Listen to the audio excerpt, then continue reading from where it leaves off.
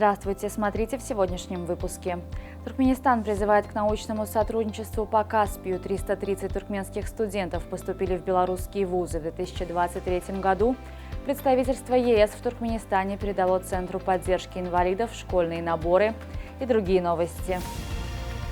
Национальный лидер туркменского народа Гурбангулы Бердымухамедов совершил рабочую поездку в город Аркадак, в рамках которой ознакомился с деятельностью учреждений здравоохранения.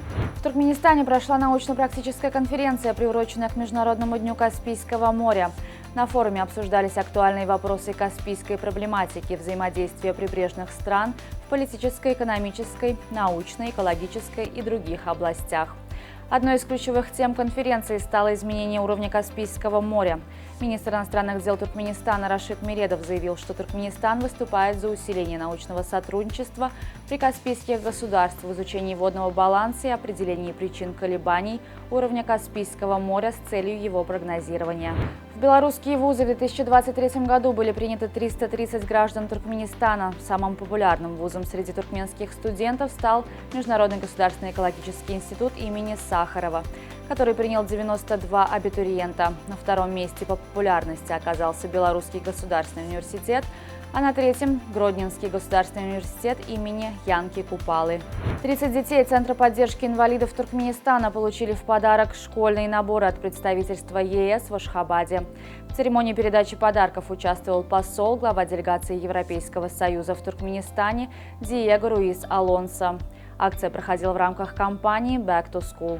Артисты из Туркменистана выступят на международной площадке фестиваля классического искусства «Каспийские сезоны-2023», который будет проходить в Астрахани с 18 августа по 6 сентября.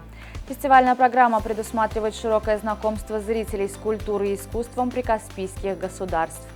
С 25 по 28 августа в Астраханской филармонии состоятся концерты, посвященные каждой стране-участнице. День Туркменистана пройдет 28 августа.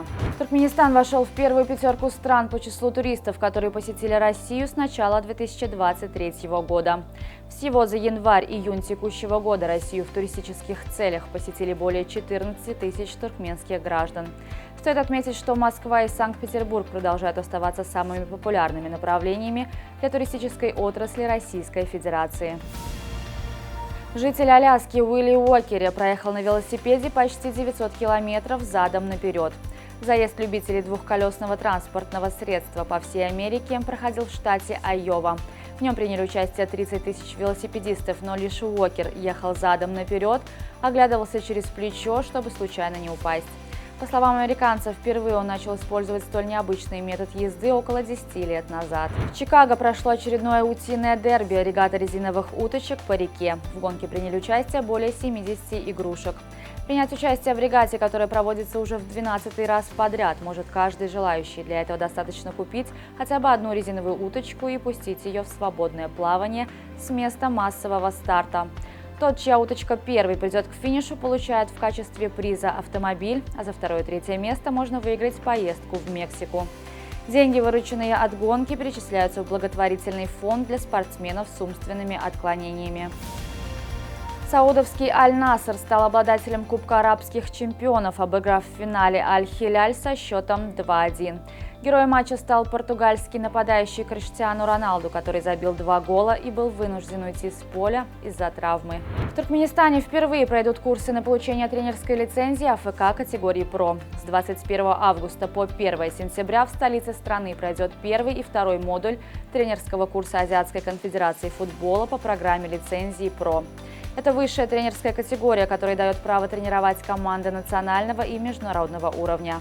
Бригада арбитров из Кувейта рассудит матч предварительного раунда Кубка, в котором бронзовый призер чемпионата Туркменистана Мерв сыграет с серебряным призером чемпионата Киргизстана Алаем.